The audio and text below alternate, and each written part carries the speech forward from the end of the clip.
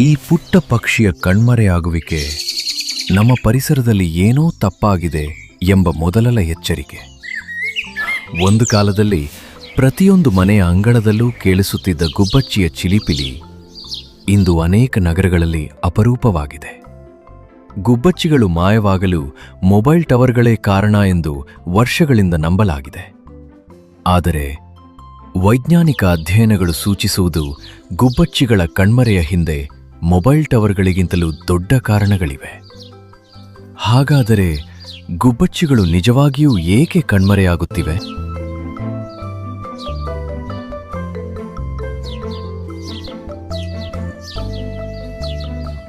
ಸಾವಿರಾರು ವರ್ಷಗಳಿಂದ ಮನುಷ್ಯ ಮತ್ತು ಗುಬ್ಬಚ್ಚಿಯ ನಡುವೆ ಒಂದು ಮೌನದ ಸಂಬಂಧವಿತ್ತು.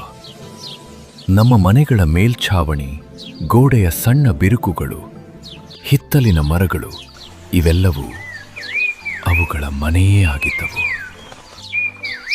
ಮನೆಯ ಮುಂದೆ ಚೆಲ್ಲುತ್ತಿದ್ದ ಧಾನ್ಯಗಳು, ಸುತ್ತಲೂ ಹಾರಾಡುತ್ತಿದ್ದ ಕೀಟಗಳು ಅವುಗಳ ಹೊಟ್ಟೆ ತುಂಬಿಸುತ್ತಿದ್ದವು.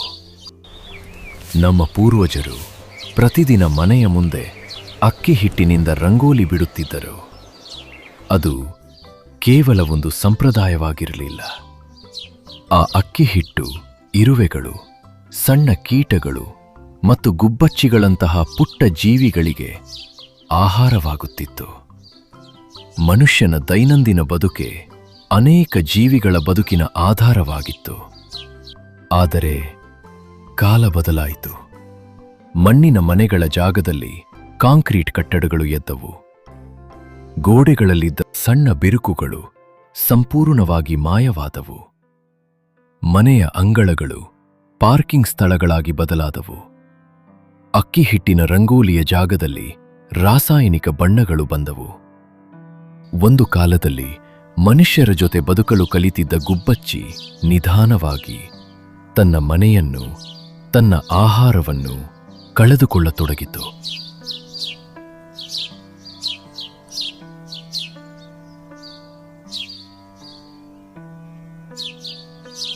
ಗುಬ್ಬಚ್ಚಿಗಳ ಕಣ್ಮರೆಯ ಹಿಂದಿನ ಮೊದಲ ಕಾರಣ ಅವುಗಳ ಮನೆ. ಗುಬ್ಬಚ್ಚಿಗಳು ದಟ್ಟವಾದ ಮರದ ಕೊಂಬೆಗಳ ನಡುವೆ, ಮನೆಯ ಗೋಡೆಗಳ ಸಣ್ಣ ಬಿರುಕುಗಳಲ್ಲಿ, ಮೇಲ್ಛಾವಣಿಯ ಅಂಚುಗಳಲ್ಲಿ ಮತ್ತು ಕಿಟಕಿಗಳ ಮೇಲ್ಭಾಗದಲ್ಲಿ ತಮ್ಮ ಗೂಡುಗಳನ್ನು ಕಟ್ಟುತ್ತಿದ್ದವು.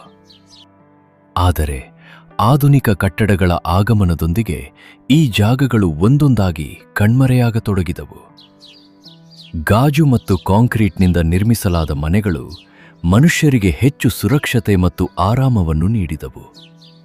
ಆದರೆ ಗುಬ್ಬಚ್ಚಿಗಳಿಗೆ ಗೂಡು ಕಟ್ಟಲು ಬೇಕಾದ ಒಂದು ಸಣ್ಣ ಜಾಗವನ್ನೂ ಉಳಿಸಲಿಲ್ಲ. ಮನೆಯೇ ಇಲ್ಲದಾಗ ಒಂದು ಪಕ್ಷಿ ತನ್ನ ಮರಿಗಳನ್ನು ಹೇಗೆ ಬೆಳೆಸುತ್ತದೆ?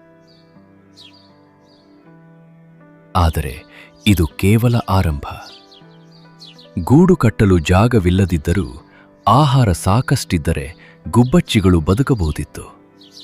ಆದರೆ ಅವುಗಳ ಆಹಾರವು ನಿಧಾನವಾಗಿ ಕಣ್ಮರೆಯಾಗತೊಡಗಿತು.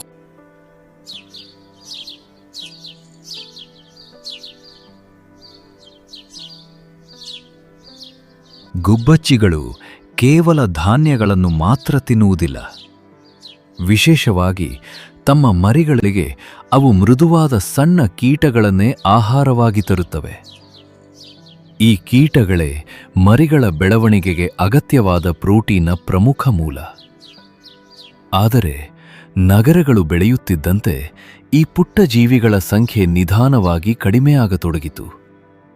ಕಾರಣ ಕೃಷಿ ಮತ್ತು ತೋಟಗಳಲ್ಲಿ ಅತಿಯಾದ ಕೀಟನಾಶಕಗಳ ಬಳಕೆ. ಅದರ ಪರಿಣಾಮವಾಗಿ ಇಂದು ಸಾವಿರಾರು ಕೀಟಗಳ ಸಂತತಿಯೇ ನಾಶವಾಗಿದೆ. ಮತ್ತು ಗುಬ್ಬಚ್ಚಿಯ ಮರಿಗಳಿಗೆ ಸಿಗಬೇಕಾದ ಆಹಾರವು ನಿಧಾನವಾಗಿ ಕಣ್ಮರೆಯಾಗತೊಡಗಿತು. ಮರಿಗಳಿಗೆ ಸಾಕಷ್ಟು ಆಹಾರ ಸಿಗದಿದ್ದಾಗ ಅವುಗಳ ಬದುಕು ಆರಂಭವಾಗುವ ಮುನ್ನವೇ ಕೊನೆಯಾಗತೊಡಗಿತು.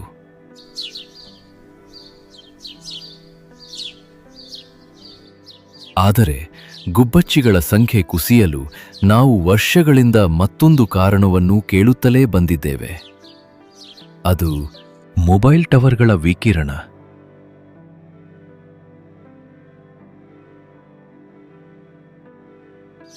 ಈ ಹೆಸರು ಕೇಳಿದಾಗಲೇ ಗುಬ್ಬಚ್ಚಿಗಳ ಕಣ್ಮರೆಗೆ ಇದೇ ಕಾರಣ ಎಂಬ ಮಾತು ನಮ್ಮಲ್ಲಿ ಅನೇಕರ ಮನಸ್ಸಿನಲ್ಲಿ ಮೂಡುತ್ತದೆ. ವರ್ಷಗಳ ಕಾಲ ಈ ನಂಬಿಕೆ ದೇಶದಾದ್ಯಂತ ಹರಡಿಕೊಂಡಿತ್ತು. ಆದರೆ ನಿಜವಾಗಿಯೂ ಮೊಬೈಲ್ ಟವರ್ಗಳ ವಿಕಿರಣವೇ ಗುಬ್ಬಚ್ಚಿಗಳ ಸಂಖ್ಯೆಯನ್ನು ಇಷ್ಟು ದೊಡ್ಡ ಪ್ರಮಾಣದಲ್ಲಿ ಕುಗ್ಗಿಸಿತೆ? ಅಥವಾ ಇದರ ಹಿಂದೆ ನಾವು ಗಮನಿಸದೇ ಉಳಿದಿರುವ ಇನ್ನೊಂದು ಸತ್ಯ ಅಡಗಿದೆಯೇ? ಕಳೆದ 2 ದಶಕಗಳಲ್ಲಿ ಈ ಪ್ರಶ್ನೆಗೆ ಉತ್ತರ ಹುಡುಕಲು ಹಲವು ವೈಜ್ಞಾನಿಕ ಅಧ್ಯಯನಗಳು ನಡೆದಿವೆ. ಕೆಲವು ಪ್ರಯೋಗಗಳಲ್ಲಿ ಮೊಬೈಲ್ ಟವರ್ಗಳ ವಿಕಿರಣವು ಪಕ್ಷಿಗಳ ವರ್ತನೆಯ ಮೇಲೆ ಪರಿಣಾಮ ಬೀರಬಹುದೆಂಬ ಸೂಚನೆಗಳು ಕಂಡುಬಂದಿವೆ.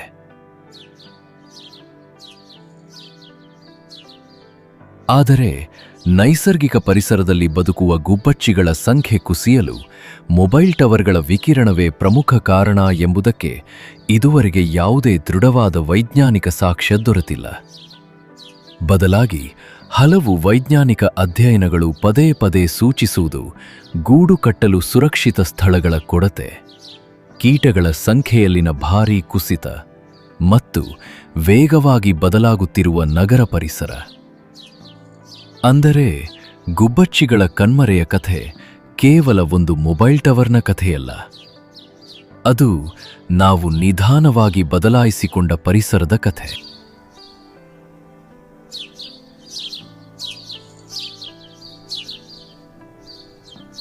ಹಾಗಾದರೆ ಗುಬ್ಬಚ್ಚಿಗಳು ಮತ್ತೆ ನಮ್ಮ ಬದುಕಿನ ಭಾಗವಾಗಬಹುದೇ?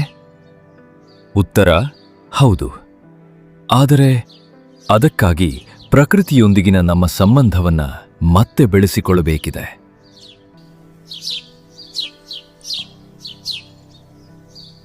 ನಮ್ಮ ಮನೆಯ ಸುತ್ತಮುತ್ತ ಸ್ಥಳೀಯ ಸಸ್ಯಗಳನ್ನು ಬೆಳೆಸೋಣ. ಸಾಧ್ಯವಾದಷ್ಟು ರಾಸಾಯನಿಕ ಕೀಟನಾಶಕಗಳ ಬಳಕೆಯನ್ನು ಕಡಿಮೆ ಮಾಡೋಣ.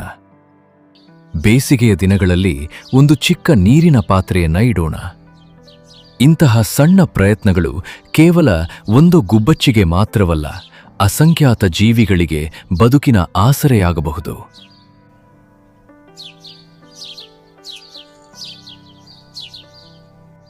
ಒಂದು ಗುಬ್ಬಚ್ಚಿಯನ್ನ ಉಳಿಸುವುದು ಎಂದರೆ ಕೇವಲ ಒಂದು ಪಕ್ಷಿಯನ್ನ ಉಳಿಸುವುದಲ್ಲ, ನಮ್ಮ ಪರಿಸರದ ಸಮತೋಲನವನ್ನ ನಮ್ಮ ಮುಂದಿನ ತಲೆಮಾರಿಗಾಗಿ ಉಳಿಸುವುದು.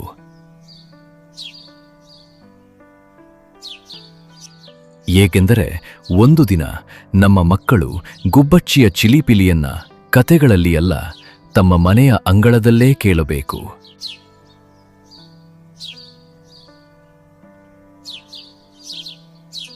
ಪ್ರಕೃತಿಯ ಬಗ್ಗೆ ನಾವು ತಿಳಿದಷ್ಟು ಅದರ ಅಚ್ಚರಿಯ ನಿಗೂಢತೆ ಇನ್ನಷ್ಟು ತೆರೆದುಕೊಳ್ಳುತ್ತಲೇ ಇರುತ್ತದೆ. ಇದು ಮಾಯಾವನ ವೈಲ್ಡ್ ಲೈಫ್.